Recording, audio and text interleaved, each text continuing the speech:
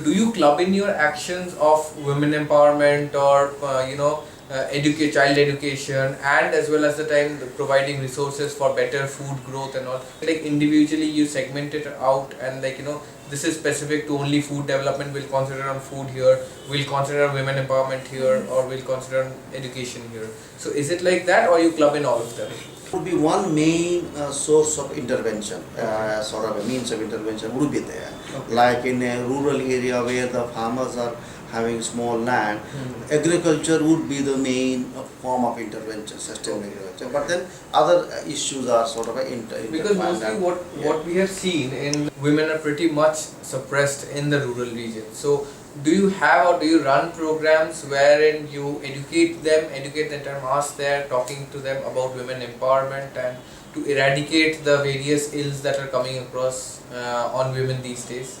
Yeah. People have, farmers have. So working on the land becomes a very good entry point for us to work with, because it immediately creates livelihood, food, and so on.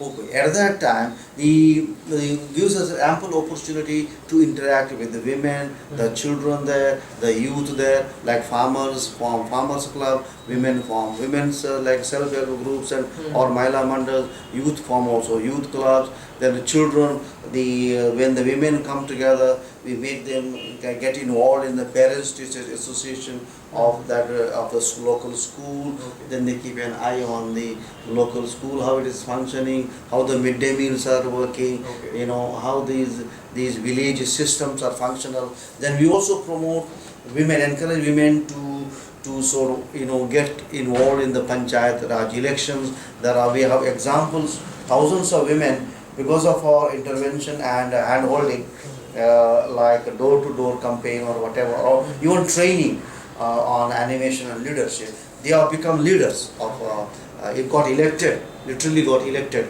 Of course, how much they are able to really have power, that is then a matter of discussion. Yes. Because that the patriarchal society is so strong in India. Exactly. It will take years to Absolutely. change, and also the caste system is very strong, and they are very closely related, both of them. So it will take years to change that. But nevertheless, what I see are then different places where women sort of got elected. They at least they participate in the meetings. At least they started learning, speaking up, and at least they go and appear before a kind of a Gram Sabha and start speaking. They take out their gungat and appear before. Sometimes they may be even putting on gungat still. They speak in front of elderly men. So these changes we see. We see these glimpses of change and transformation.